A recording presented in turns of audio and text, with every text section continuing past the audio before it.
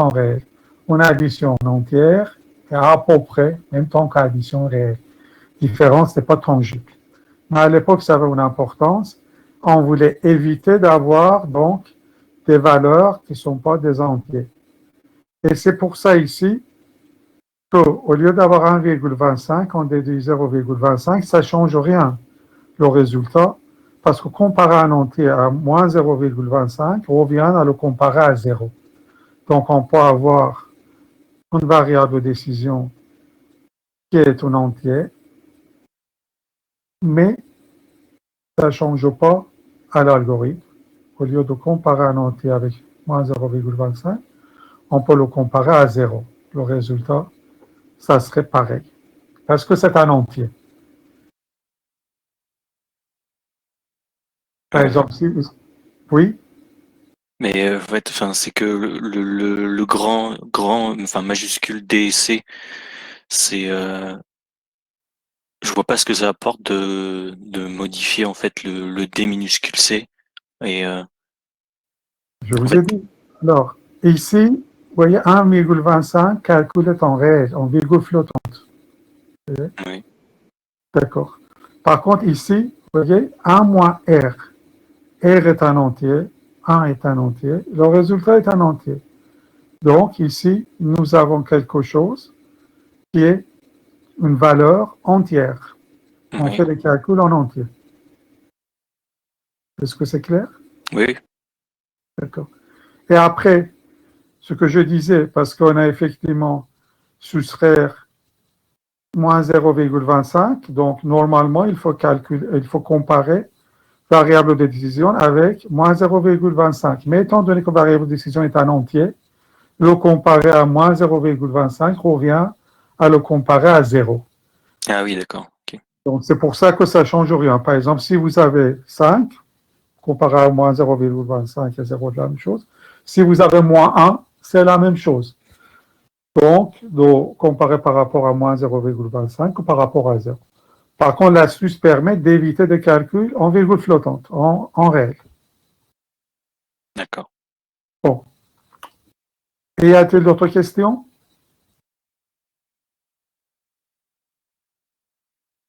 Donc ici, oui, donc si vous avez trouvé un pixel ici Y, pour l'algorithme qui opère pour le deuxième octant, vous pouvez, par symétrie, parce qu'il y a plusieurs axes de symétrie, vous pouvez simultanément afficher les autres pixels, les 7 autres pixels.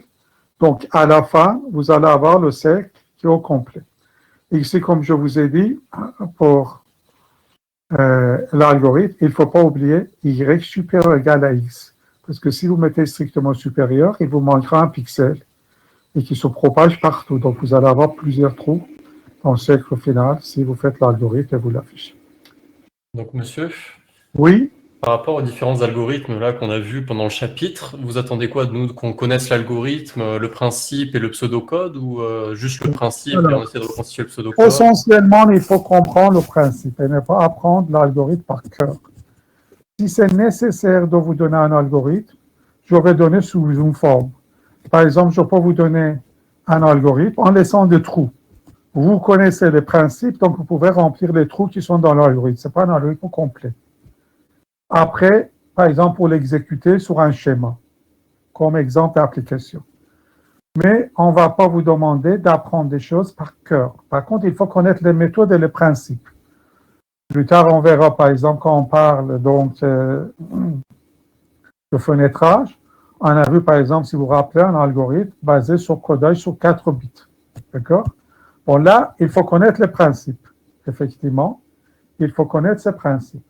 Par contre, je ne vous demande pas des algorithmes détaillés ici. Je ne vous demande pas, donnez-moi par cœur l'algorithme de Bresenin pour segment ou sec. Non. Mais il faut connaître les principes. Donc, ce que je vous ai expliqué. Pareil aussi dans les autres parties. Mais je ne vous demanderai pas donc d'écrire un algorithme par cœur. D'accord? Les principes, il faut connaître. Est-ce que c'est clair? Oui, d'accord, merci.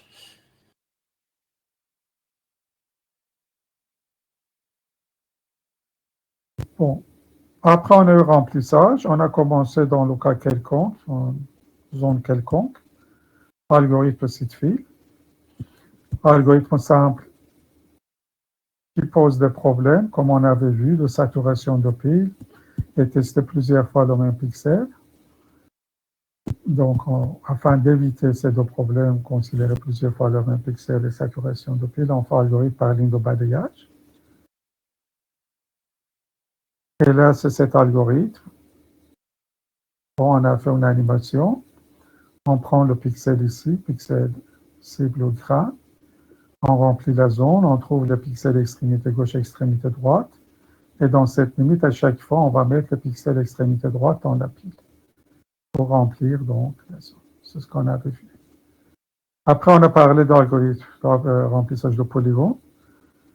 Quand on utilise la cohérence spatiale, donc on peut avoir des algorithmes plus efficaces que l'algorithme de remplissage d'une zone quelconque, parce que c'est possible d'utiliser l'algorithme de remplissage d'une zone quelconque, mais ce n'est pas très efficace. Alors, on a vu le principe donc, de la méthode. D'abord, une méthode triviale basée sur demi-droite.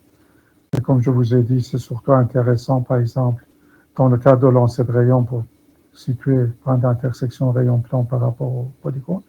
Pas pour remplissage, mais en tout cas, on calcule le nombre d'intersections d'une demi-droite à partir d'un point. Si son nombre est impair, le point à l'extérieur. Si son nombre est impair, point à l'intérieur. Et on a vu les cas particuliers. Après, on a parlé donc de la méthode de remplissage de polygone. Ce qui est très important, et vous avez vu dans le cadre de TT, et nous avons besoin tout le temps, c'est un algorithme efficace pour polygone convexe. Dans le cours, on a vu le principe d'un algorithme dans le cas général, c'est-à-dire un polygone qui n'a pas été terminé. Et en gros, si vous vous rappelez, basé sur le fait qu'au départ, on a la liste des sommets de polygones. À partir de là, on va définir les bords et une liste des bords triés dans l'ordre décroissant dans le sens Y. Et après, on va faire de haut vers le bas, de gauche à droite, dans le sens de balayage habituel. On trouvera des tranches qui passent par les sommets, vous voyez ici. Et dans chaque tranche, on constate qu'on a un nombre pair, obligatoirement un nombre pair de bords. Par exemple, ici 2 bords, ici 4 bords. On remplit entre bords impairs et bords pairs. Et comme ça, on remplit donc le polygone. C'est ce qu'on appelle la test de parité. J'ai résumé donc les différentes cas. Après, on a parlé de remplissage par convexification. Bon, c'est un prétexte d'étudier la convexification. Parce que les cartes graphiques ne peuvent pas afficher directement les polygones concaves. Par contre, ils peuvent afficher des centaines de milliers de polygones, même davantage par seconde, s'il s'agit de polygones convexes, notamment des triangles. Bon, on a vu des méthodes. On a dit si on va prolonger, arrête, là on peut voir effectivement on a 2 polygones convexes. Par contre, on a des problèmes qui sont liés, on peut voir avec l'algorithme Brezana, qui sont liés au fait que quand on affichera les pixels de bord AB', ça ne coïncide pas avec les pixels de bord BB'. Donc il faut éviter ça. On a eu aussi d'autres cas, vectrices. Et finalement, l'algorithme le plus utilisé qu'il faut connaître. À nouveau, c'est principe. Je ne vous demande pas de connaître l'algorithme par cœur. Donc, on a parlé des principes. On considère 3 sommets consécutifs en forme. Et après, on a 2 conditions à voir. J'ai des sons, je ne sais pas si quelqu'un vous pose une question. Comment t'as fait hier ton micro et je ne plus rien. Je vous entends en fait, très bien. moi, il faut que je peux écouter. Alors, votre voix est saccadée. Je ne sais pas si vous m'entendez clairement au moins dans ce sens-là.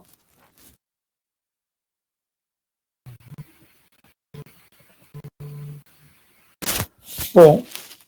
Alors, monsieur Larocque, est-ce que vous m'entendez clairement? Oui, on vous entend. C'est juste quelqu'un qui oublie d'enlever son micro, je crois. Oui, bon, par contre, je ne sais pas quand Oui, c'est moi, je l'ai allumé. Oui, bon, mais... oui, donc, écoutez, bon, moi, j'avais peur qu'effectivement, il y a un problème.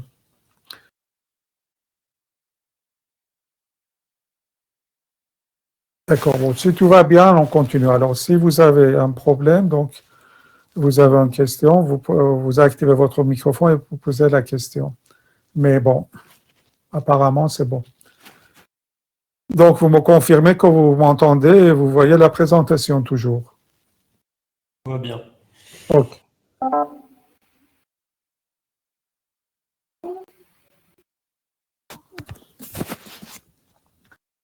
Bon, par exemple, ici, si on regarde les deux conditions, l'angle ABC est convexe, c'est bon. Par contre, à l'intérieur du triangle ABC, on a un sommet, donc ce n'est pas un triangle valable. Il faut passer au suivant qui est BCD. Cette fois-ci, effectivement, l'angle C est convexe. Et BCD est un triangle qui ne contient pas d'autres sommets, donc c'est valable. Et sur cette base-là, on a fait l'algorithme. Donc, il faut connaître, par exemple, ici, cet algorithme, ces principes. Par contre, je ne vous demande pas de me donner par cœur cet algorithme. C'est possible, par exemple, je vous donne cet algorithme, un autre algorithme, avec des trous dedans. Étant donné que vous connaissez le principe, vous pouvez remplir. Et après, par exemple, je vous demanderai de le faire tourner dans le cas d'un exemple comme ça. Donc, il faut donner des explications écrites. Bon, je vais donner quelque chose évidemment un peu moins complexe, parce que sinon vous allez mettre 4 feuilles pour expliquer tout étape par étape.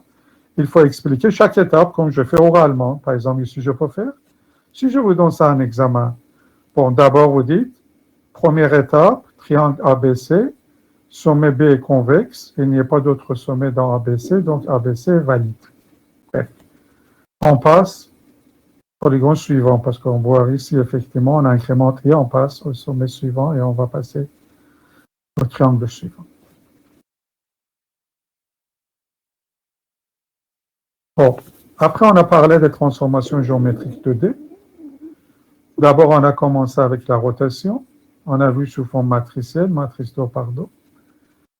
Après, bon, effectivement, on a parlé des problèmes qu'on pourra avoir avec transformation directe des trous dans l'image finale que je vous ai expliqué. C'est pour ça que d'habitude, on renverse matrice, on fait la transformation inverse dans le sens pixel de l'image finale vers pixel de l'image de départ. Ça serait la même chose aussi pour transformation perspective qu'on verra l'an prochain. Après, on a vu changement d'échelle, donc pour donner la taille qu'il faut à un objet placé dans la scène, qui peut être aussi à l'aide de matrices carré dos par dos. Et finalement, translation. Et cette fois-ci, on a constaté qu'on n'a pas une somme à un produit, en plus, pas le même type de matrice. Donc, on voit que l'ensemble n'est pas homogène et on ne pourra pas mélanger les trois transformations. C'est pour ça qu'on fait coordonnées homogènes. Les coordonnées homogènes, au lieu d'avoir juste les coordonnées, on a 3. Et ce qu'on a remarqué, il n'est pas représentation unique pour un point. Et par convention, il ne faut pas avoir les 3 coordonnées à 0. Et après, si on divise par troisième coordonnée, les 2 premiers sont coordonnées cartésiennes, comme on peut voir ici. Donc, la façon plus simple d'aller de coordonnées cartésiennes aux coordonnées homogènes et prendre les 2 coordonnées cartésiennes à avoir comme troisième coordonnée 1. CW0, point à l'infini. Après, on a revu les transformations, rotation matrice 3 par 3, homothétie matrice 3 par 3, changement d'échelle. Et on constate aussi pour translation aussi, nous avons matrice 3 par 3. Donc maintenant, effectivement, c'est homogène. On peut mélanger les transformations et le faire en temps réel à l'aide des dispositifs câblés de cartographie jusqu'à matrice 4 par 4, comme je vous ai déjà dit. On a fait un exemple rotation autour d'un point P1. On sait comment le faire autour de l'origine. Donc, on fait une translation, après on fait la rotation, après une translation inverse pour effectuer finalement avec ces 3 transformations en rotation autour de point P1. On constate effectivement qu'on fait ces produits effectivement, le sens est important. Vous ne pouvez pas permuter les termes donc, de cette relation. Le résultat final est une matrice 3 par 3, donc on pourra faire en temps réel. Après, on est généralisé au code 3D. Comme on peut attendre, on va tomber sur des matrices 4-4. C'est une simple généralisation qu'on a fait. Le code 2D, et on a vu effectivement la translation, changement d'échelle. Et pour les rotations, parce qu'en 3D, il faut parler des rotations, c'est l'ensemble de 3 rotations, à chaque fois autour d'un axe. Bon, autour de l'axe Z, ça ressemble à ce que nous avons vu en 2D, et après autour de l'axe X ou autour de l'axe Y. Après, on a parlé de projection perspective. Comme je vous ai dit, dans un cas réel, vous avez l'observateur ou le point de vue d'un côté de l'écran et les objets de l'autre côté. Et quand on va projeter les objets 3D sur le plan de l'écran, on va trouver des objets 2D. C'est une des étapes qu'on a vues dans l'introduction. Une des étapes, si vous vous rappelez, c'est la projection perspective. Alors, on a 2 cas possibles. Le centre de projection est dans une distance finie. Dans ce cas-là, on constate que la projection perspective est contractante. Ou le centre de projection est à l'infini, et on parle de projection cavalière ou projection parallèle. Après, on a vu comment on peut calculer ça en utilisant le théorème de Thalès. Donc, la projection perspective. Et finalement, comment, comme d'habitude, trouver une matrice 4-4 en coordonnées homogènes pour faire la transformation perspective. Bon, y a-t-il des questions? Non, comme j'attendais, vous n'avez pas révisé, pas de questions. Je suis en train un peu de réviser à votre place. Après, on a vu fenêtrage rectangulaire, parce que toute la scène n'est pas visible, une partie est visible. On a vu pour les segments, comme on peut voir ici. Après, on a défini segment visible, segment invisible et segment ambigu. Bon, on peut faire des tests élémentaires pour déterminer la situation, et dans les cas plus complexes, pour certains segments ambigus, il faut faire des tests plus importants. Alors, pour effectuer le fenêtrage, on utilise un codage de 4 points d'extrémité. Chaque bit est associé avec un côté de l'écran. Et comme ça, effectivement, pour les 900, on a 4 codes différents, et on va coder les extrémités avec ces codes-là. Et après, en faisant des opérations booléennes, on peut déterminer la visibilité dans certains cas, comme on a marqué ici. Et en utilisant ces propriétés, on a fait l'algorithme. Donc d'abord, on va trouver des segments complètement invisibles, avec un logique. Alors tout ça, ça a été expliqué pourquoi on fait logique, pourquoi si le résultat est différent de 0, le segment est forcément invisible. Après, pour les segments visibles. Après, pour les segments partiellement visibles. Après, pour les segments ambigus qui peuvent être partiellement visibles ou invisibles. Et à nouveau, bon, avec des explications. Donc, par exemple, ici, je vous ai expliqué de façon détaillée pourquoi, si on a un tel cas, segment invisible. Bon, là, c'est trivial. Bon, si je vous pose des questions en examen, donc effectivement, c'est pas reproduire ici l'algorithme. Bon, c'est censé le reproduire parce que l'algorithme, c'est vraiment 4 lignes. C'est pas un algorithme, c'est un principe d'algorithme. C'est pas comme l'algorithme de convexification qui est plus détaillé que je dis, je ne vous demande pas de donner par cœur. Ici, effectivement, il s'agit des propriétés que vous devriez connaître. Et si je vous demande l'algorithme, il faut me donner pas uniquement ça, mais aussi les explications détaillées comme il faut, comme j'ai fait pendant le cours. Bon, et après, on peut aller jusqu'à l'intersection entre droite et fenêtre, en utilisant l'équation donc de droite. C'est un calcul relativement simple, mais quand même, le calcul n'est pas très intéressant, notamment pour des applications en temps réel, parce qu'il faut faire quand même des multiplications ou de division. Et on peut trouver donc des intersections des segments avec les fenêtres.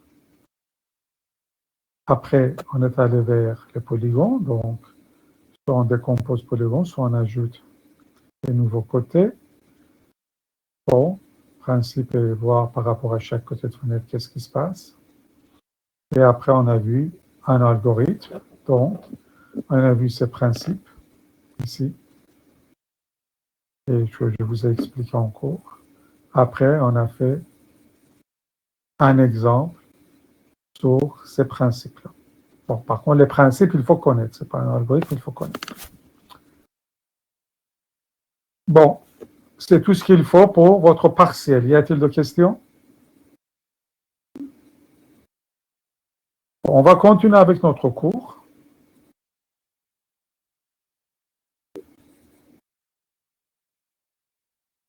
Bon, à propos de partiel, tout ce que je peux vous dire, parce que l'examen est cours et document interdit, côté cours, vous allez trouver quand même des questions qui sont proches de cours.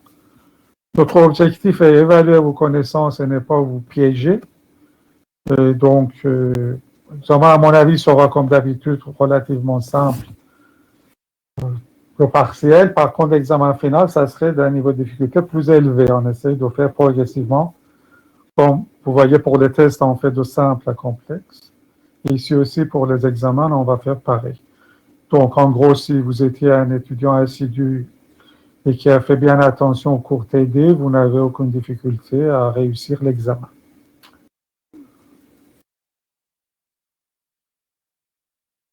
Est-ce que vous m'entendez toujours et vous voyez la présentation? Est-ce que, monsieur, vous pouvez reconfirmer? Tout va bien, monsieur, on voit tout et on vous entend. Très bien.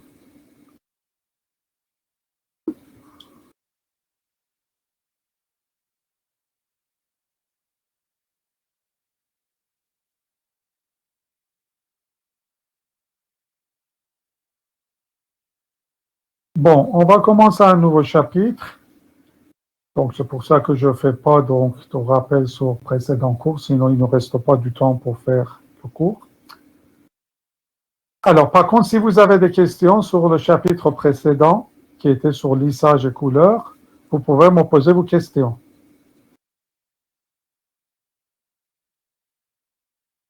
Bon, on va commencer un nouveau chapitre qui est avant-dernier chapitre de notre cours. Alors, courbe et surface, il y a deux approches. Une approche qui est très mathématique. Avant d'arriver à des choses qui nous intéressent, des algorithmes, comment on peut afficher effectivement une courbe qu'on appelle courbe lisse, on verra, ou une surface lisse. Bon, et il y a une approche que j'ai choisie, une approche effectivement qui est basée sur des démarches qu'on connaît en informatique, algorithmique.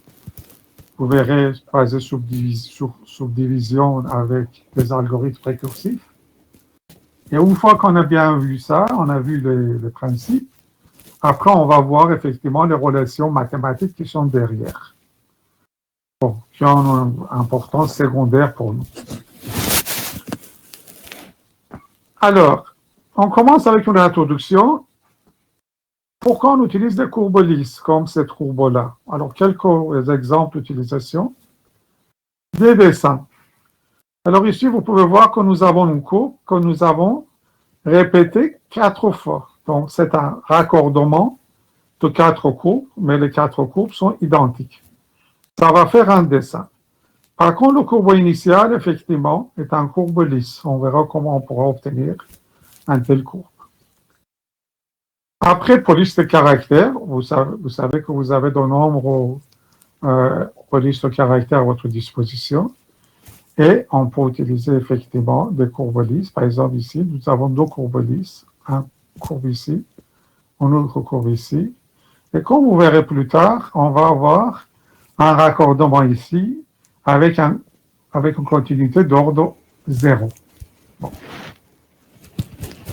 Trajectoire à interpolation. Alors, je vous donne quelques explications et vous verrez plus tard, en deuxième année, effectivement, usage. Interpolation, vous avez vu la dernière fois, dans les rappels mathématiques, on a vu interpolation linéaire.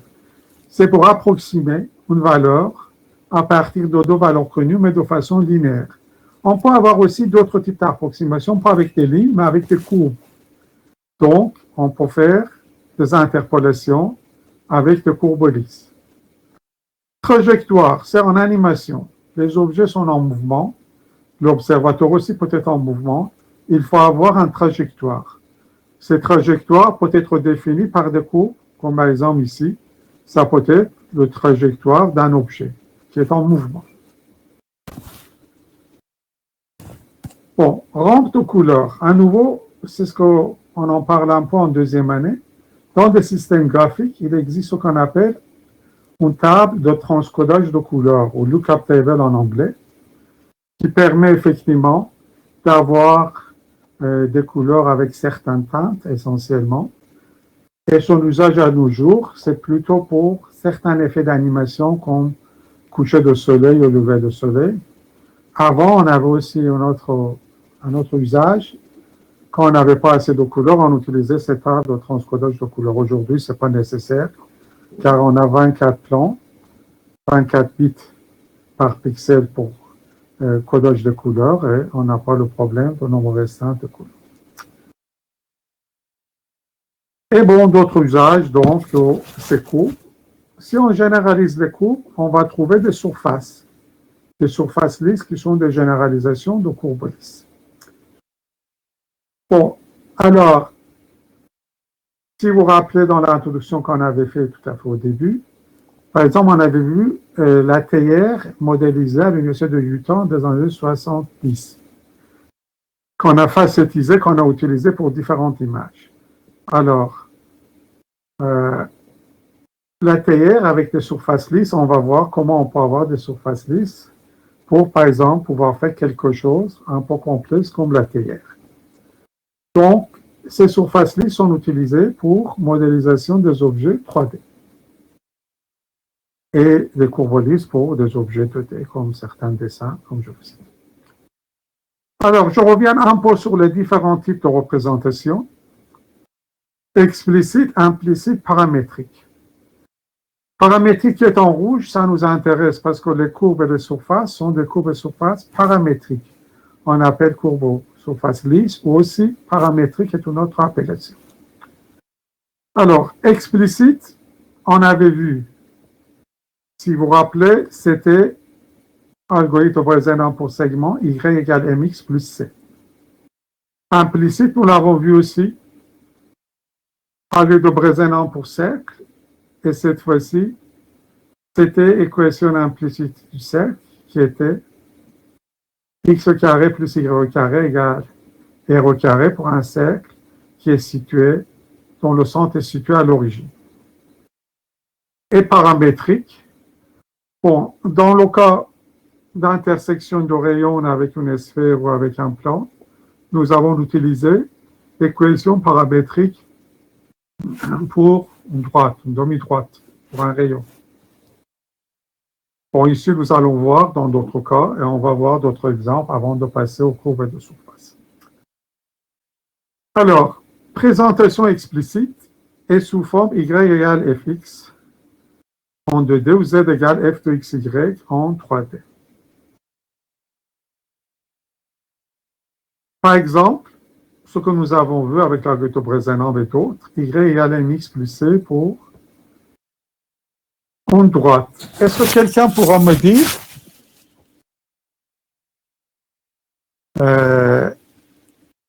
quelle est la difficulté de ce type d'équation pour une droite? Ou plus exactement, quel type de droite ne peut pas être représenté explicitement avec l'équation y égale mx plus c?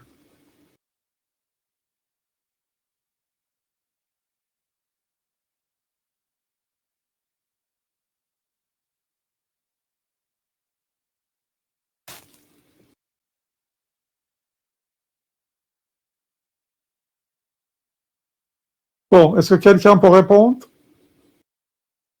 Ben alors, si ce n'est pas le cas, je demanderai à M. Geoffroy Baptiste d'activer son microphone pour qu'on essaye donc de trouver la réponse. Est-ce que vous avez bien entendu la question ou je répète? Je voudrais bien que vous la répétiez, s'il vous plaît. OK. Alors, ici, nous avons un exemple de représentation explicite pour une droite. Y égale mx plus c. C'est ce que nous avons vu dans nombreux exemples, notamment affichage d'un segment de droite avec l'algorithme brésilien. Quel est le problème de ce type de représentation? Quel type de segment on ne pourra pas représenter avec cette équation explicite y égale mx plus c?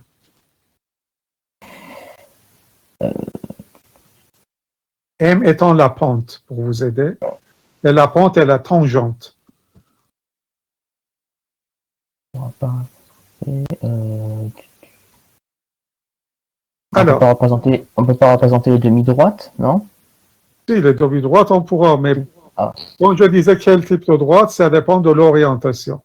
Alors, pour utiliser y égale mx plus c, il faut que m soit égal à une valeur finie. Et on constate, dans le cas de segment qui est vertical, m qui est la tangente est à l'infini. Donc, on ne pourra pas représenter des segments de droite de type verticaux. De droite verticale, on ne pourra pas, parce que dans ce cas-là, x égale c. Voilà. D'accord. Bon. Alors, vous gardez votre microphone actif, on va travailler un peu ensemble. Bon, ce n'est pas l'informatique ni l'informatique graphique, ce sont des rappels, mathématiques élémentaires. Après, on a représentation implicite sous forme f de xy égale 0 en 2D ou f de xy z égale 0 en 3D. Exemple de droite, ça sera x plus py plus c égale 0. Et cette fois-ci, effectivement, on peut avoir une droite verticale x constante. Ça, c'est possible. Ce n'était pas possible sous cette forme, mais c'est possible sous cette forme. Ou, ce que vous connaissez bien, x au carré plus y au carré moins r au carré égale 0. C'est ce qu'on a utilisé dans le cas de l'algorithme de Brezena pour affichage de cercle. Cercle situé, le centre est situé à l'origine et du rayon R. Bon, ça c'est l'équation d'un plan. AX plus PY plus CZ plus T égale 0. Alors, est-ce que vous pouvez me dire quelle est l'utilité pour ce type d'équation dans le cas d'un plan? Alors, pour vous aider, je reviens sur le cercle. Pour le cercle, l'utilité était de voir si on met les coordonnées d'un point dans cette équation, si la valeur est négative, le point à l'intérieur du cercle, si c'est 0, c'est sur l'arc du cercle, si c'est positif, c'est à l'extérieur. Donc, à l'aide de cette équation, on peut connaître l'appartenance d'un point à un objet. Autrement dit, l'objet partage l'espace en deux parties. Une partie à l'intérieur, une partie à l'extérieur, et la frontière entre les deux. Alors, qu'est-ce qu'on peut dire dans le cas d'un plan qui est dans l'espace tridimensionnel? On peut juste savoir s'il est sur le plan, mais pas savoir après où se trouve le point s'il n'est pas sur le plan. Oui, donc c'est plutôt pour situer un point par rapport au plan, ce qu'on appelle la puissance d'un point en 2D par rapport à en droite et en 3D par rapport à un plan. Donc, si on met les coordonnées d'un point 3D, bon, ici on est en coordonnées cartésiennes, dans l'équation du plan, si c'est 0, on est sur le plan. Si c'est négatif, c'est d'un côté. Si c'est positif, c'est du côté opposé.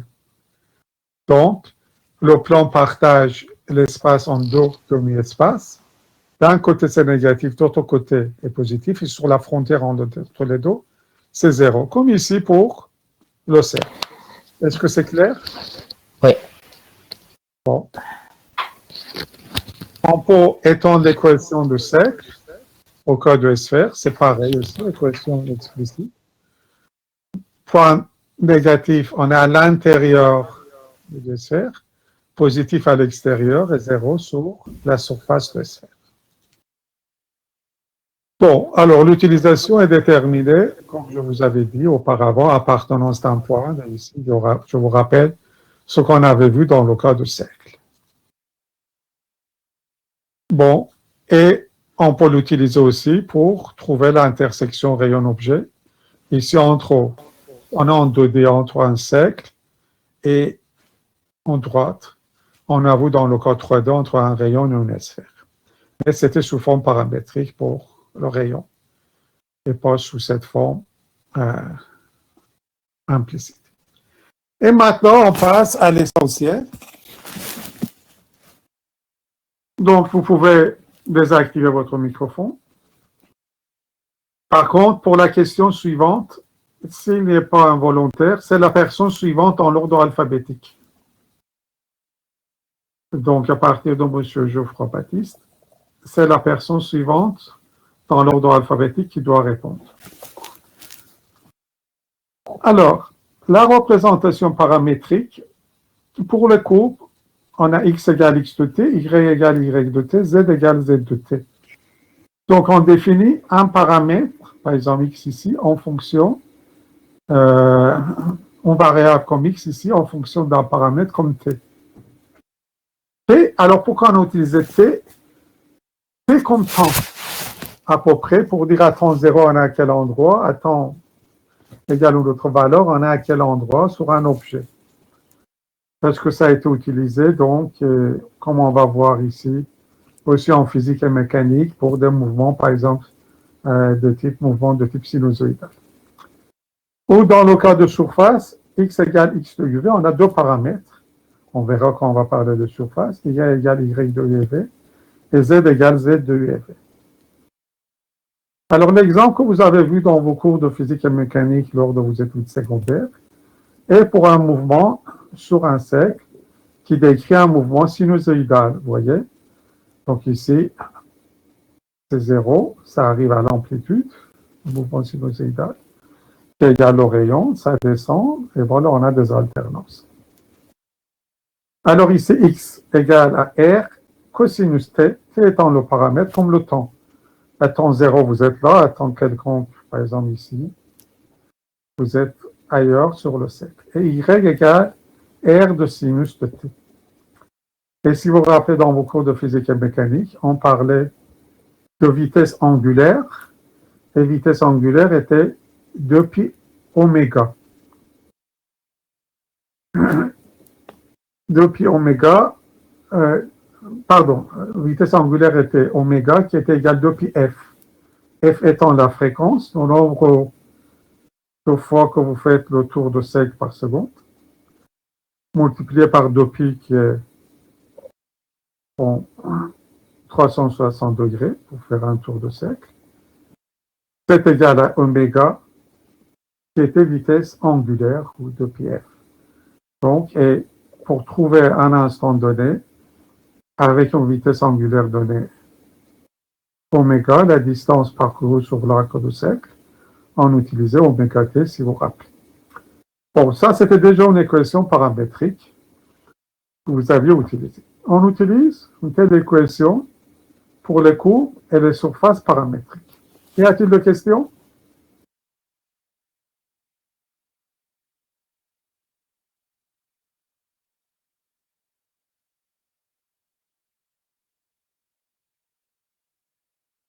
Bon, alors, on va commencer avec courbe quadrique de Bézier.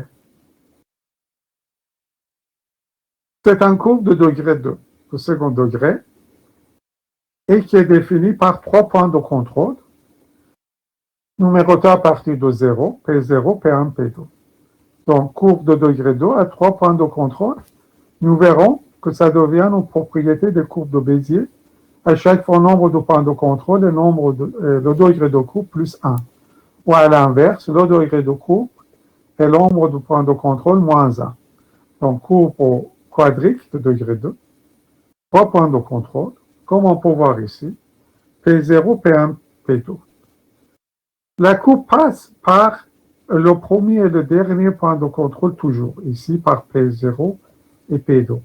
C'est une autre propriété de courbe de Bézier. Quel que soit le degré de courbe, on trouve cette propriété. Donc, ici P0 et P2 sont les deux points fixes de courbe. Et l'autre point de contrôle P1 n'est pas sur la courbe, mais contrôle la forme de courbe. Vous voyez que la courbe sera attirée vers l'autre point de contrôle P1.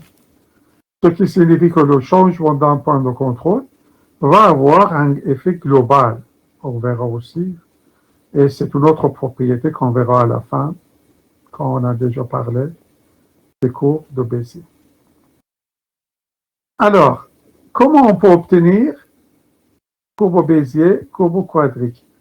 Bon, d'abord, Monsieur Larocque, est-ce que vous m'entendez toujours et vous voyez la présentation? Tout va bien, oui. Alors, est-ce que vous avez reçu le fichier de cours précédent que je vous avais envoyé? Le cours 3, moi je l'ai reçu en tout cas, après les autres, je sais pas. Oui. Alors, je vais vous envoyer aussi aujourd'hui, enfin avant prochaine fois, je vais vous envoyer donc ce chapitre-là. Donc, vous allez recevoir donc bientôt ce chapitre. Alors, donc je reviens courbe quadrique de Bézier. Comment on peut obtenir? Par la subdivision en utilisant des points du milieu en courbe quadrique de Bézier. Alors ici, vous voyez un schéma qui vient d'une des références que je vous avais données, de l'ouvrage de Sherley.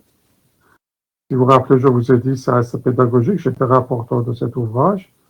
Il y a aussi de nombreux exemples, et j'avais dit à l'époque, voilà, les courbes de surface, on utilise la méthode qui est décrite ici, je trouve que c'est assez pédagogique et bien adapté aux informaticiens. Alors, nous avons ici les 3 points de contrôle, P0, P1, P2. Alors, si vous voyez que P0, P1 est à peu près perpendiculaire à P1, P2, c'est un hasard. J'ai pris son schéma, mais il n'y a aucune raison que ça soit perpendiculaire, ça peut être autrement. Alors, qu'est-ce qu'on fait avec des points de milieu? On trouve Pn qui est entre P0, P1 et P1, qui est entre P1, P2.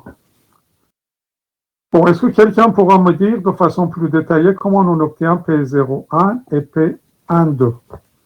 Quels sont les calculs à faire? C'est les points qui sont au milieu des droites. Oui. Donc, comment on en obtient? Donc, vous voyez ici, on a un point. Bon, imaginons qu'on est pour l'instant en 2D. Donc, dans un plan, on a P0 qui a ses coordonnées x0, y0. Vous voyez? On a P1 qui a ses coordonnées x1, y1. Quelles seront les coordonnées de P01 en x et y?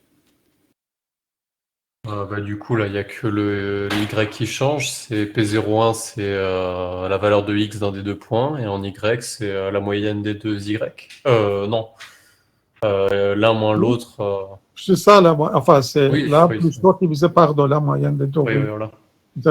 Bon, ce que je vous ai dit, je vous rappelle, c'est un hasard ici, si P01, P1, P0, P1 est perpendiculaire à P1, P2. D'ailleurs, je ne suis pas certain que ça soit tout à fait perpendiculaire.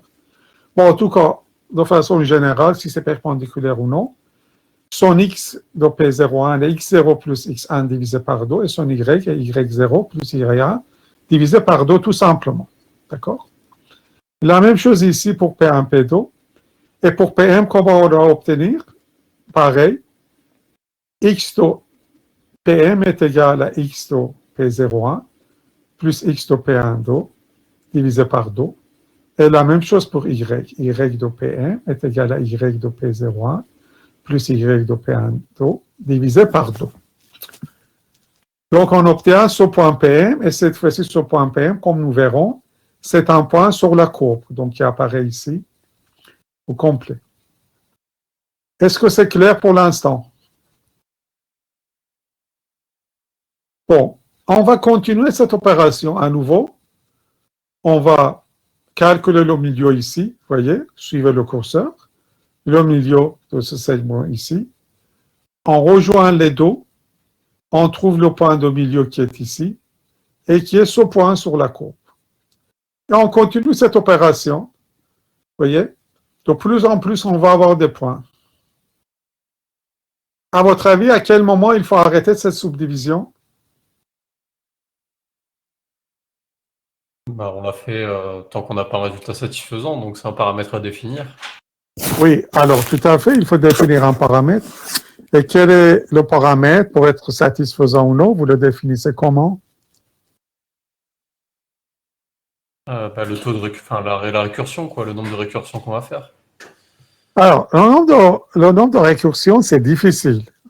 Vous savez, on met des conditions d'arrêt de récursion. Bon, pour l'instant, ici, je n'ai même pas parlé, effectivement, ça serait fait avec une méthode récursive, vous avez raison. Mais je n'ai pas parlé, donc, de faire la méthode récursive ici. Je dis, on subdivise. Et à quel moment il faut l'arrêter, la subdivision? Vous avez dit, voilà, quand c'est satisfaisant. C'est vrai, ce que vous dites. Mais quels sont vos critères d'être satisfaisant ou non? Oui. Je pense que à chaque point, on fait la tangente. Si la tangente est égale, c'est la même pour tous les points, donc on s'arrête. Alors, si vous faites la tangente, et si vous calculez précisément sans approximation, parce que vous faites des calculs en réel, ça ne serait jamais égal, parce que ces points ne sont pas identiques. Je comprends ce que vous voulez dire, mais bon, ça donne une notion d'un courbe lisse avec des tangentes. Mais ce n'est pas ça, c'est beaucoup plus simple. J'imagine Alors, que... quand la distance entre deux points consécutifs est un pixel, on ne pourra pas aller au-delà. Vous êtes d'accord? Comme si vous avez une règle graduée en millimètres. Votre précision sera 1 millimètre et pas au-delà. Ici, c'est pareil. Donc, c'est inutile de subdiviser à nouveau, de prendre des points de milieu, si la distance entre deux points consécutifs est de l'ordre d'un pixel. Par contre, si on va faire l'anti-aliasage, ce qu'on va voir en deuxième année, on a notion de sous-pixel virtuel, on peut continuer. Mais pour affichage simple, donc l'arrêt tout simplement, quand on arrive à la limite d'un pixel, on ne pourra pas avoir affichage meilleur que ça. Ou même, on peut faire comme votre collègue avait dit, on dit la distance, par exemple, de 5 pixels est satisfaisante pour ce qu'on veut faire. Donc, à ce moment-là, on s'arrêtera quand la distance est de l'ordre de 5 pixels. Par contre, notion de tangente que votre collègue avait dit, on n'utilise pas ici. Par contre, c'est une notion importante, on verra un peu plus tard, pour raccordement des courbes. Il faut que les courbes partagent, par exemple, la même tangente. Bon, donc, condition d'arrêt, c'est en fonction de distance que vous allez choisir, d'habitude c'est un pixel, entre deux points consécutifs. Est-ce que c'est clair?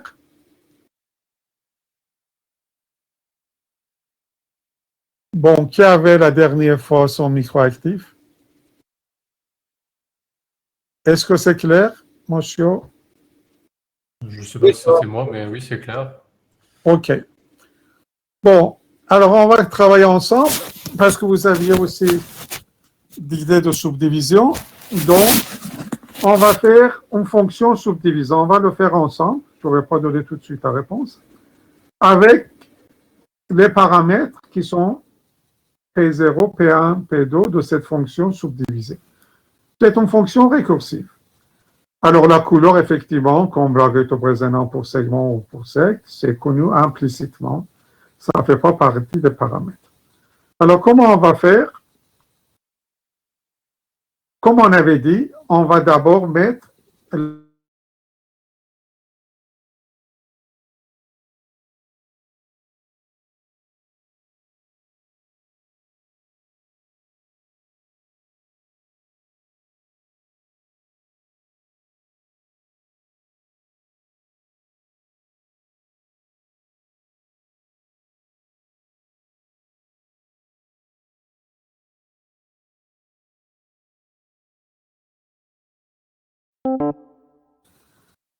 on a P0, P1, P2 qui sont des points connus, qui sont des points de contrôle de notre courbe, qui sont d'ailleurs les paramètres de cette fonction. Alors, comme on avait dit de façon détaillée à votre collègue, P01 obtenu par P0 plus P1 divisé par 2, c'est-à-dire les X, les Y de P0 et P1. La même chose pour P12. P12 est égal à P1 plus P2 divisé par 2. De façon plus détaillée, les X et les Y de P1 et P2 sont additionnés et divisés par 2. Et finalement, P1, qui est un point sur la courbe, parce que ces points, P01 et P1,2 sont des points intermédiaires. Par contre, PM est un point sur la courbe. Ici, vous voyez en couleur, les points désormais en couleur sont sur la courbe. Est obtenu par P01 plus P12 divisé par 2, c'est-à-dire les X et les Y de P01 et P12 sont séparément additionnés et divisés par 2 pour obtenir les XY de PM. Bon, qu'est-ce qu'il faut faire maintenant quand on connaît P01, P12 et par conséquent PM? Qu'est-ce qu'il faut faire maintenant à votre avis? On fait un appel récursif. Oui, on le fait avec quoi? Du coup, d'une part, on va subdiviser avec comme point P0, P01, PM, et un autre appel avec PM, P12 et P2. Écoutez, on va voir. Alors, les deux appels récursifs qu'on va le faire. Alors, si vous regardez par rapport à ce point M, on a une partie qui est partie basse et une partie qui est partie haute. Effectivement, il faut subdiviser à la fois la partie basse et la partie haute. Il faut faire des deux côtés. Comme vous avez dit. Alors, quels sont les paramètres? Alors, pour ceux qui cherchent à chaque fois la partie basse, c'est-à-dire la pointe qui est en bas, qu'on a mis ici en vert, c'est P0, P01 et PM. Vous voyez ici, ça c'est P0, ça c'est P01, ça c'est PM. Pour cette partie, les subdivisions de cette partie.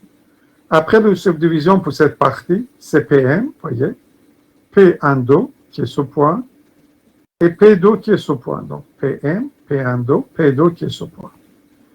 Et après, vous savez bien, en informatique, donc, à chaque fois que vous faites des appels récursifs, vous continuez, vous sortez d'un niveau récursivité, vous commencez avec l'autre. Donc ici, d'abord partie basse, après partie haute. Est-ce que c'est clair? Y a-t-il de questions?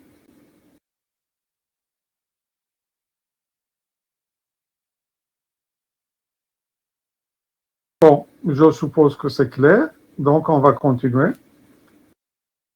Alors, tous les nouveaux points de milieu qu'on obtient, des points en couleur, sont des points situés sur la courbe. Ici, vous avez vu différentes couleurs, à chaque fois, c'est un point sur la courbe. Alors, on va voir de façon un peu plus détaillée ce qu'on avait dit, maintenant vous connaissez. Alors, comment on a obtenu le premier point P? À chaque fois, on l'avait appelé PM, si vous vous rappelez. D'abord, on a calculé P01, après on a calculé P12, on a trouvé le milieu des deux. Donc, comme ici, c'est P01 plus P12 divisé par 2, ce qu'on avait dit.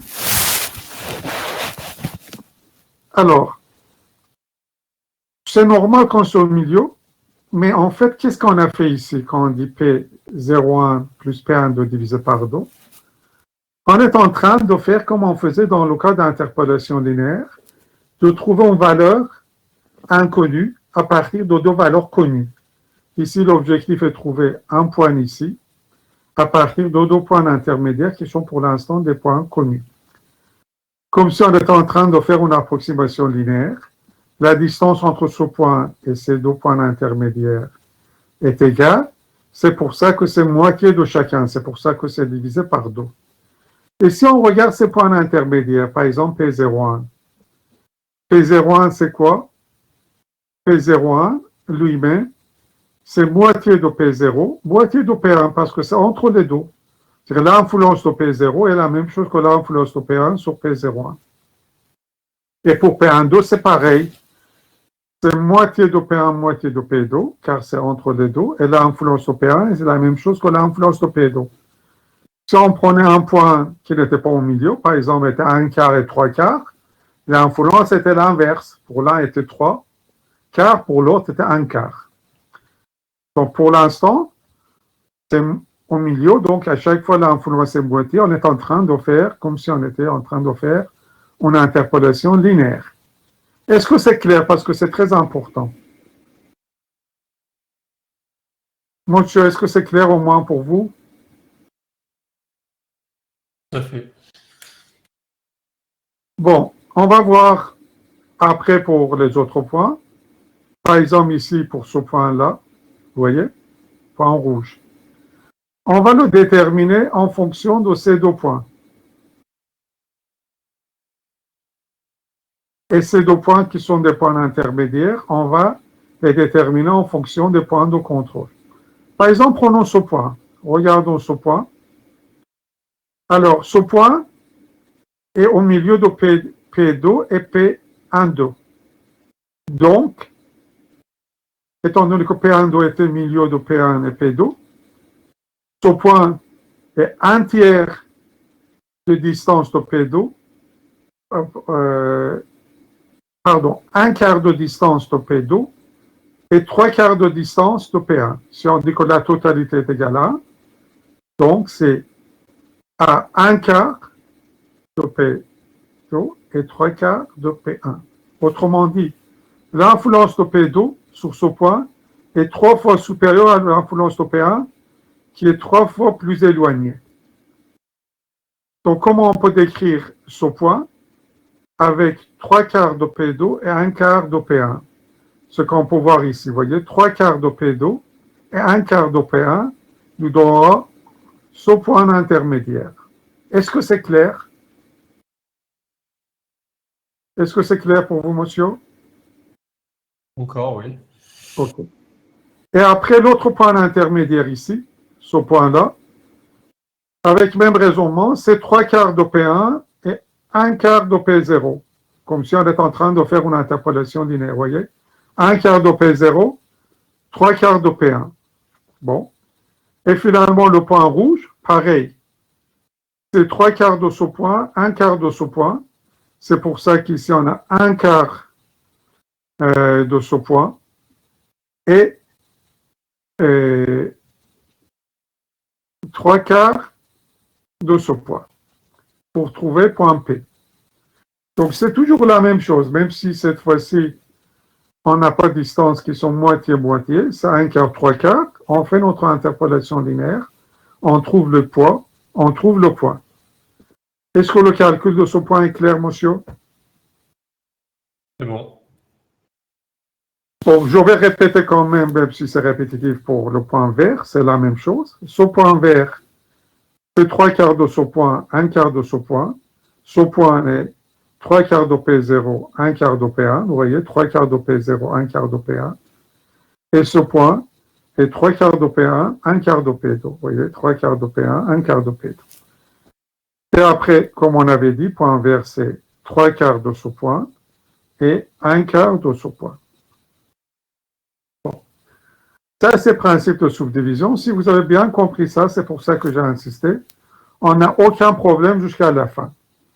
Pour des courbes et des surfaces. Ça, c'était le point essentiel. Bon, j'attends encore voir s'il y a d'autres questions. N'hésitez pas, s'il y a des ambiguïtés, je vais répéter parce que c'est important. Bon. Alors, je suppose qu'il n'y a pas de problème. Donc, vous voyez, on obtient les points sur la courbe.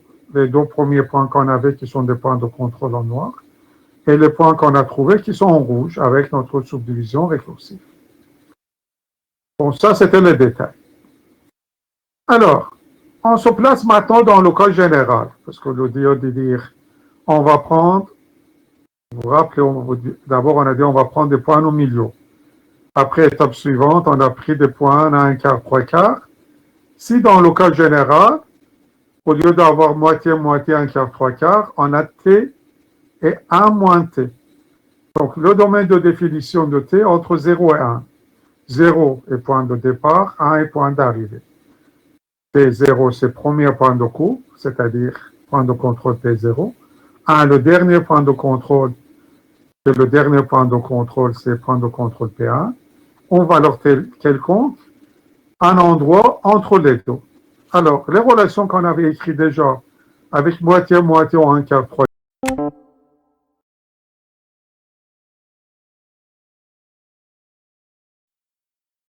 à l'intérieur TP, T1 moins TP1, TP2.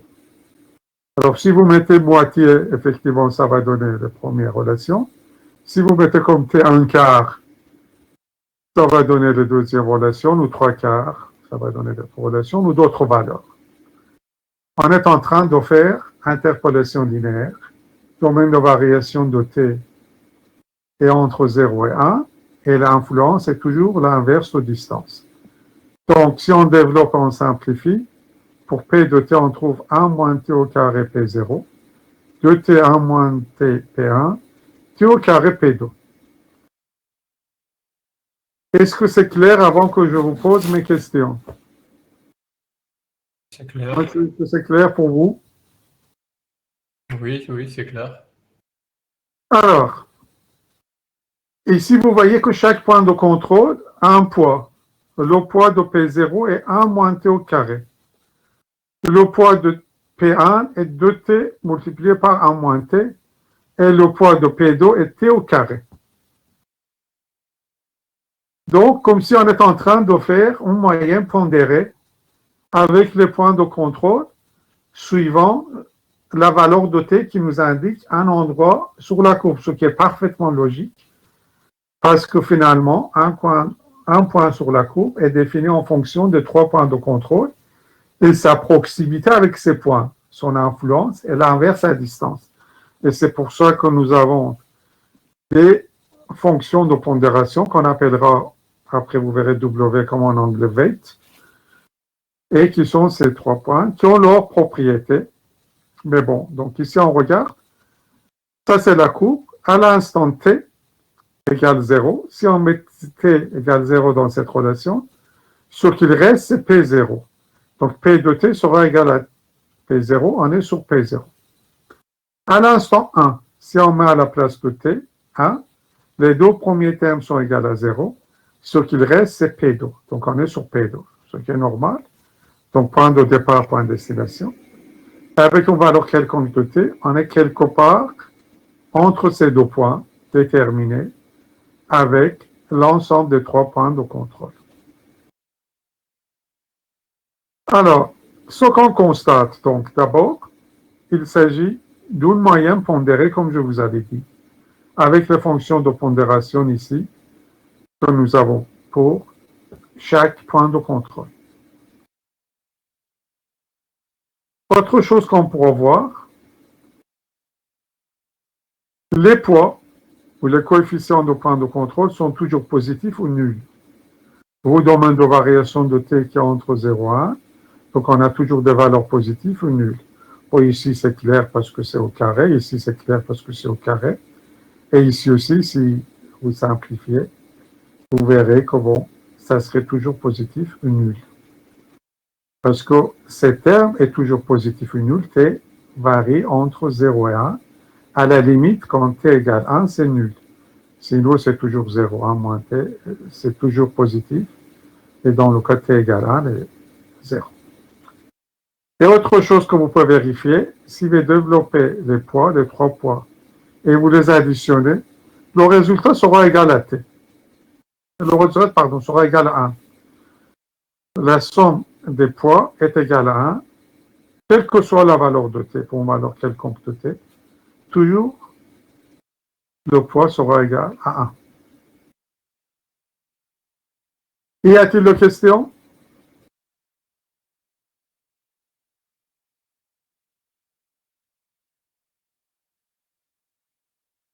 Est-ce que c'est clair?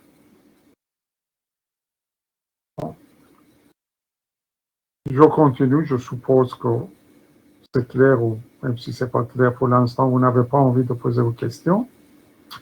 Donc on verra ça un peu plus tard. Donc on peut écrire P de T égale une somme de 0 à 2 sur I, et est le numéro de point de contrôle, W indice I, qui est le poids, W indice de T, qui est le poids associé au point de contrôle numéro I. Donc, on peut tracer ces courbes. Pour W0 de T, on a vu ici, c'est égal à 1 moins T au carré. W1 de T est égal à 2T multiplié par 1 moins T, et W2 de T, c'est égal à T au carré. Donc, nous avons 3 fonctions, on peut les tracer. On appelle ça les fonctions de Brainshtein. Donc, c'est pour ça que je disais, on fait la démarche à base de subdivision récursive connue en informatique pour trouver la courbe. Après, on va passer à des fonctions. Au lieu de faire des démarches inverses, commencer par des relations de Brainshtein et arriver donc à la courbe. Je trouve que c'est moins intéressant. Et ici, l'aspect mathématique arrive à la fin.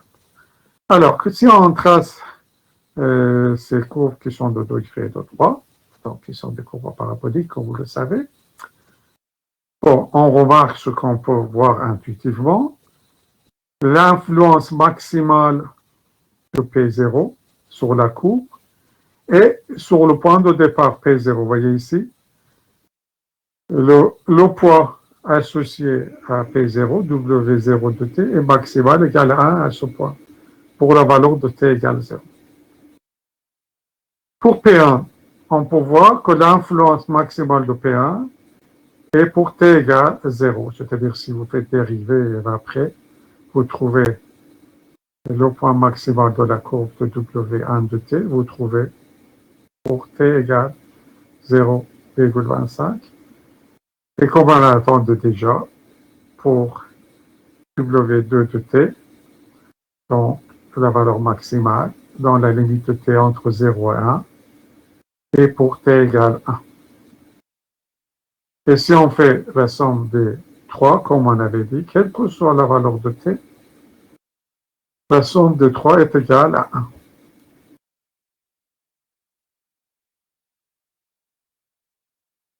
Y a-t-il de questions?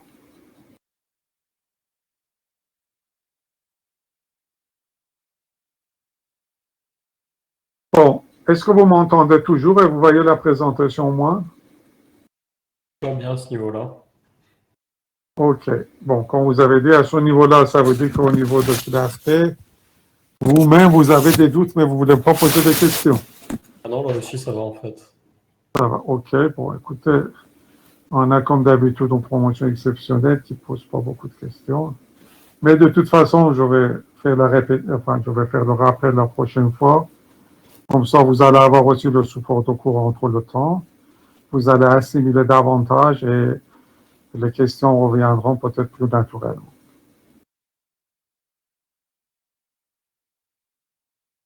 Alors, courbe et surface de degré supérieur.